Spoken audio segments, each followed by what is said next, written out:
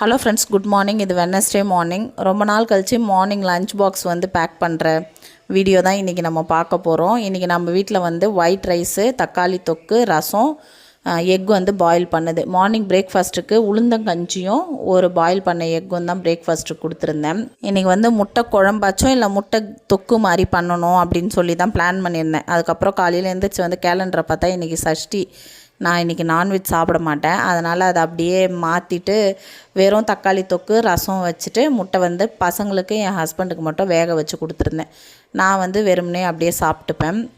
ரசத்துக்கு வந்து கரைச்சிட்டே இருந்தேன். உடனே என் பசங்க ஓடியாந்து ஆண் வாயை திறக்கிறாங்க. இது நான் வந்து 90s கிட்டோட செம ஃபேவரெட்டு. இந்த மாதிரி ரசம் புளி குழம்புக்கு கரைக்கும் போது வந்து அந்த தண்ணியை குடிக்கிறது வந்து ரொம்ப டேஸ்ட்டாக இருக்கும். எத்தனை பேர் அதை ரசித்து குடிச்சிருக்கீங்கன்னு சொல்லிட்டு கமெண்ட் பண்ணுங்கள். எனக்கு இதே வேலை தான். எங்கள் அம்மா புளி கரைச்சாங்கனாலே உடனே வந்து வாயை திறப்பேன்.